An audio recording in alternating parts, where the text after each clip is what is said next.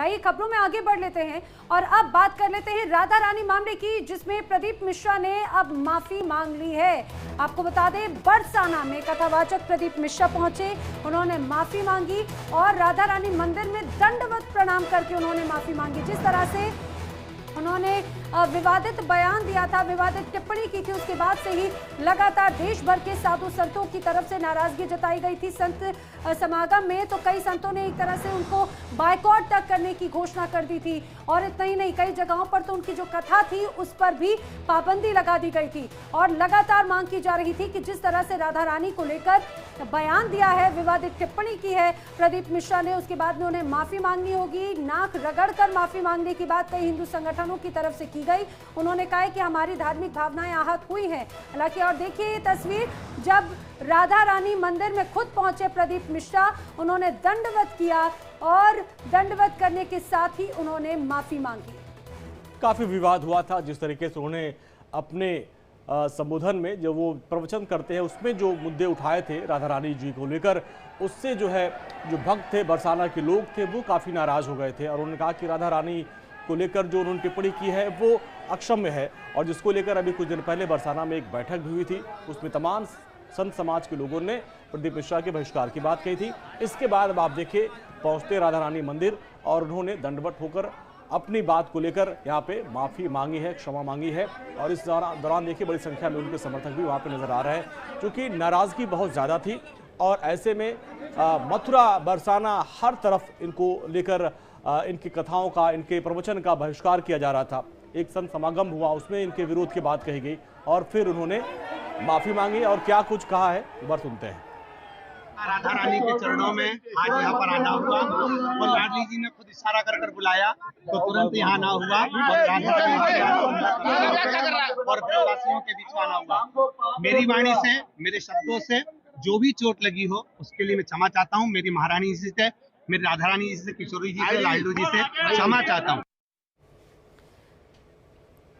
तो प्रदीप मिश्रा को सुन रहे थे आप, उन्होंने कहा कि मेरे शब्दों से अगर किसी को आहत हुआ है तो मैं माफी मांगता हूं, राधा रानी से माफी मांगता हूं, ब्रजवासियों से माफी मांगता हूं। जो बयान उनकी तरफ से दिया गया था उसके बाद से लगातार बवाल हो रहा था, संत समाज की तरफ से मांग की जा रही थी कि वो माफी मांगे और अब तस्वीर सामने आ रही है जब वो राधा रानी के दरबार में पहुंचे। उन्होंने सबसे पहले वहां पर माफी मांगी है, दंडवत प्रणाम यहाँ पर उनकी तरफ से किया गया और उसके बाद उन्होंने ये कहा भी कि मैं ब्रजवासियों से माफी मांगता हूं। ये तस्वीर भी सामने आई है। दरअसल बरसाना राधा रानी की भूमि कही जाती है, ब्रज भूमि का एक विशेष ये कहा जाए स्थान रहता है और प्रदीप मिश्रा जिस तरह से कथा वाचते हैं, कथावाचक हैं और लाखों की संख्या में लोग उन्हें सुनते हैं। अपनी इसी कथा के दौरान उन्होंने बरसाना और राधा रानी को लेकर ऐसी टिप्पणी की थी। उन्होंने यहाँ तक कहा था कि जो बरसाना है उससे सीधा ताल्लुक राधा रानी का नहीं है और साथ ही साथ उन्होंने श्री कृष्ण और राधा रानी को लेकर भी टिप्पणी की थी। उसके बाद से ही लगातार जो तमाम भक्त हैं वो नाराजगी जता रहे थे। ना सिर्फ भक्त बल्कि साधु संतों ने भी इस पर खासतौर से नाराजगी जताई थी और सीधे सीधे उनके बहिष्कार तक का ऐलान किया था और इस पर चर्चा तक की भी बात कही थी। इतना ही नहीं, इसके बाद में जमकर नाराजगी और विरोध का भी सामना प्रदीप मिश्रा को करना पड़ा। जिस तरह से पूरा विवाद नजर आया, टिप्पणी की और उसके बाद माफी मांगी, बरसाना के लोगों का आखिर क्या कहना है, उनकी प्रतिक्रियाएं क्या है, सुनिए। राधा रानी ने उनको सद्बुद्धि दी और जैसे हम लोग चाहते हैं कि नाक रगड़ के माफी मांगे, साष्टांग दंडवत प्रणाम श्री राधा रानी के आगे उन्होंने करी, नाक रगड़ी और बाहर आकर के मीडिया के सामने कहा कि मेरे द्वारा किसी को कोई कष्ट पहुंचा हो उसके लिए मैं क्षमा प्रार्थी हूं और उनके अंदर सद्भाव दिखा। उन्होंने तरीके से माफी मांगी।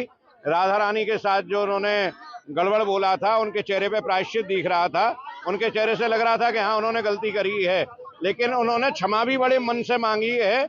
आज के इस जो कुछ हुआ है उसे देख करके हम लोग बड़े प्रसन्न हैं।